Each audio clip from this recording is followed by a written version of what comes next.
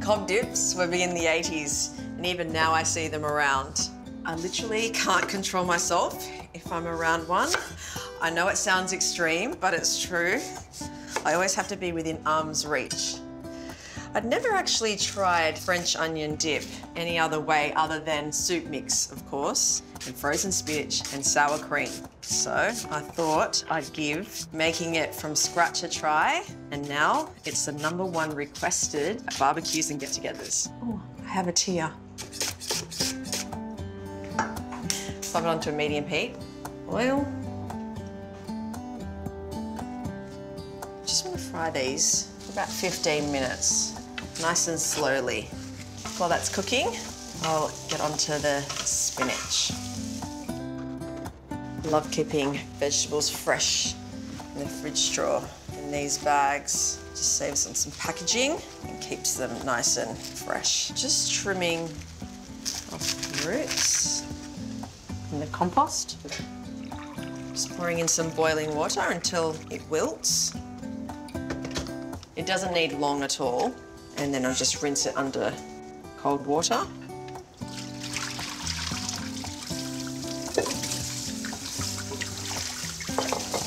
I love using English spinach over baby spinach. I love the texture of the stems, and you can often find it without the plastic packaging. Just give it a really good squeeze. So now I just want to thinly slice. The taste and flavour of fresh spinach over frozen spinach for me is no comparison. It's definitely worth this extra couple of minutes of prep. These are looking fantastic. There's nothing like the aroma of slow-cooked caramelised onions filling the house. And then when you add garlic and thyme, it takes me back to working at the Savoy Grill in London. We'd walk in first thing in the morning, and just that hit of all the stocks and sauces cooking away makes me feel like home. Okay, so I'll just crush the garlic straight into the pan. And then I'll show you a bit of a trick with the thyme. Just hold it at the top of the stem and just work your thumb and your pointer finger down, and the leaves will just come off, and I just pick off the bits at the top. You can also keep these stems for your stocks. They add a lovely flavour. These are perfect, so just turn off the heat and let them cool completely. Just put the spinach into the food processor. While that's cooling, get going on the Cobb loaf. I always pick up a wholemeal loaf, and in each serve, you're getting 1.5 serves of whole grains. You just want to take off about 1 inch off the top, and then, really easy, just get a tray, tear them into large bite-sized chunks, large enough to pick up a good amount of the dip. Okay, so I'm just going to turn this into a bowl.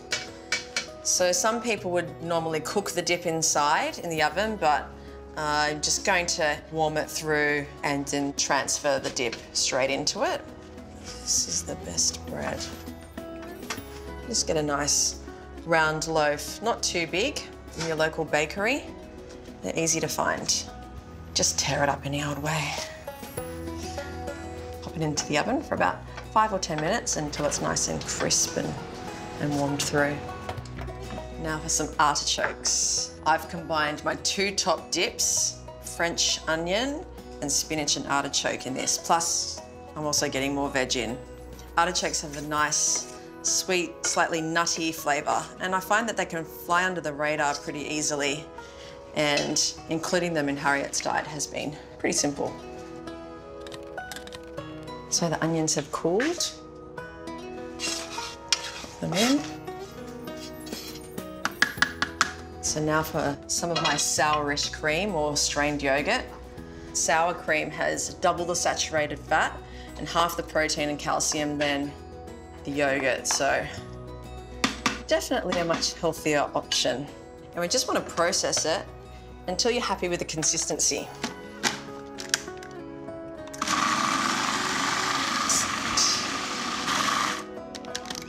That's looking really good. Smells good too. I like it when it's chunky, like your standard French onion or spinach and artichoke dip. Just a little bit more salt.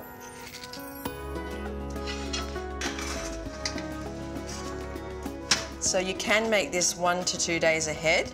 Just keep the dip separate in the fridge and then just buy the bread fresh on the day. That is so worth making it from scratch, I promise you. Now my friends have to arrive soon before there's none left.